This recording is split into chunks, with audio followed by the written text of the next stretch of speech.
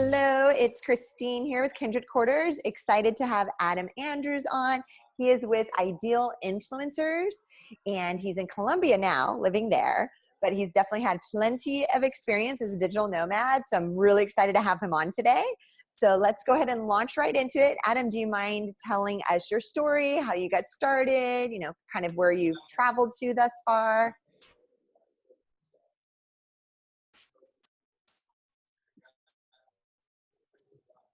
Yeah, totally.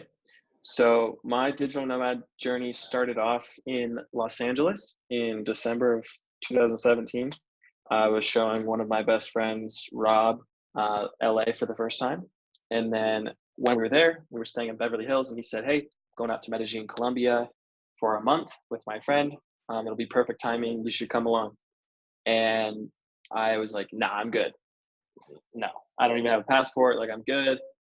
I ended up looking at flight details and ended up just booking a flight like 20 minutes later and told him, "Guess who's coming to Colombia with you?" Started off that journey, booked a flight without a passport, had to expedite my passport because the flight was like 20 or 25 days away. So had to really get that passport expedited.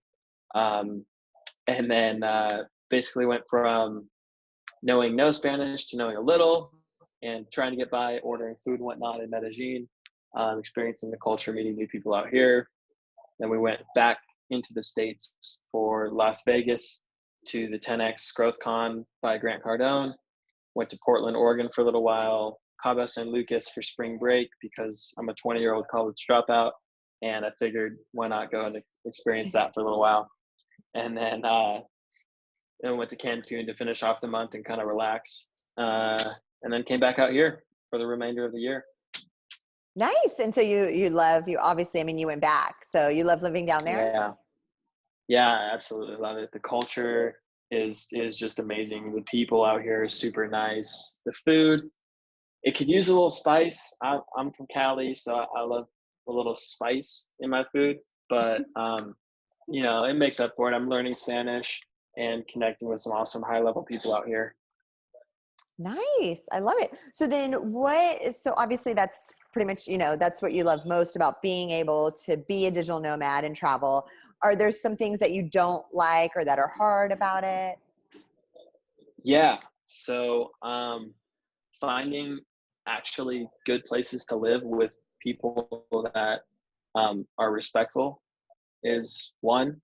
Airbnb, like, it helps finding places, obviously. That's why they're like a multi-billion-dollar company. But I think finding places to live with like-minded people is hard,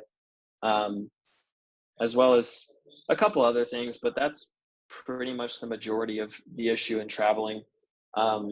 Besides having to pack very minimalistically, finding places to live that are reasonably priced with some decent people is probably the hardest. And then how often do you jump to different so you usually use Airbnb? Do you do any co-living? How often do you jump around with places? Yeah, totally. So I'm just about 6 months into my digital nomad journey. So I've kind of got a feel for exactly how long I need to stay in a place to be effective and actually grow my business. And that's anywhere from like 2 to 4 months. If I go any less, I really get distracted and overwhelmed with activities in the city and meetups with new people and things like that, and trying to experience the city. So anything under like 2 months, I kind of get distracted and don't get a lot of work done, at least effective work.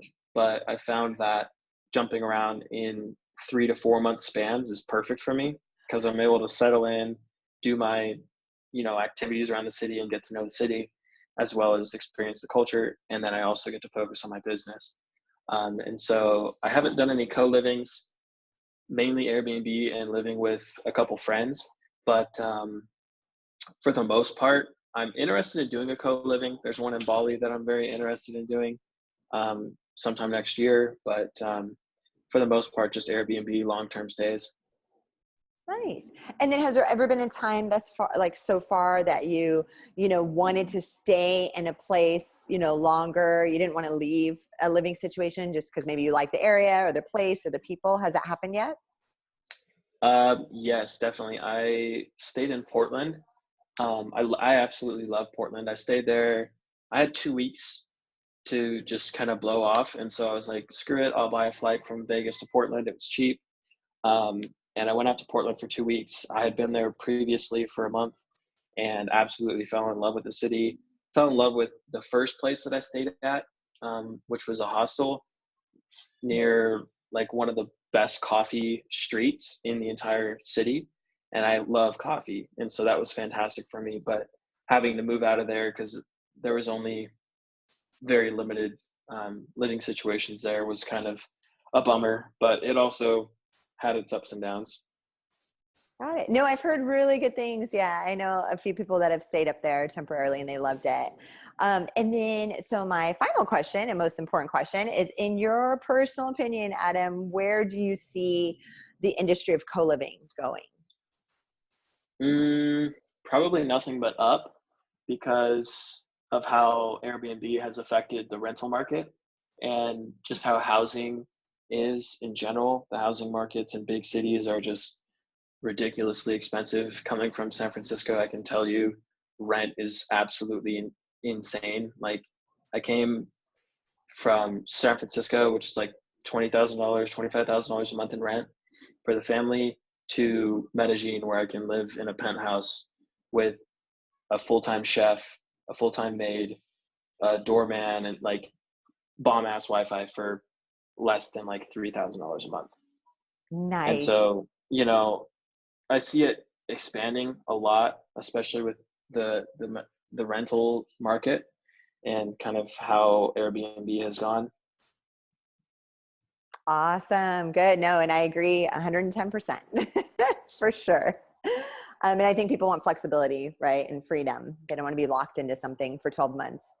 Yep, absolutely. Yeah, that's a huge part of it too. Like, I was looking at living in Portland, and uh, I was going to live out there for like 3 months, but an Airbnb out there is just like ridiculous. I mean, not compared to San Francisco, but just on the budget that I was trying to keep myself accountable towards, and the business I had set or the budget I had set for the business. I was trying to keep under that budget, and it just wasn't making sense. And people wanted me to sign leases and check my credit, and it was like, leave me alone. I just want to live in this place for a little while. Like, why can't I just do that? And hostels don't work, and hotels are too expensive. So, um, yeah, I see co-living definitely as a market to be expanding in quite a bit. There's a lot of growth. Awesome. Well, thank you so much again, Adam, for taking the time to speak with us on this interview. Again, it's nice to get, the leaders of the co-living industry and the founders, and then also the people that were actually, digital nomads, and they're using the spaces and they're traveling the world. And so it's nice to have the different perspectives. So I appreciate your time. Thank you so much. Awesome. Thank you as well. Okay. Let me know also how I can possibly invest. I'm interested in investing in this co-living market space. Most definitely. We will definitely be in touch about that. Awesome. Sounds good. Okay, cool. Thanks again, Adam. Sweet. Thanks. Okay. Bye. Bye.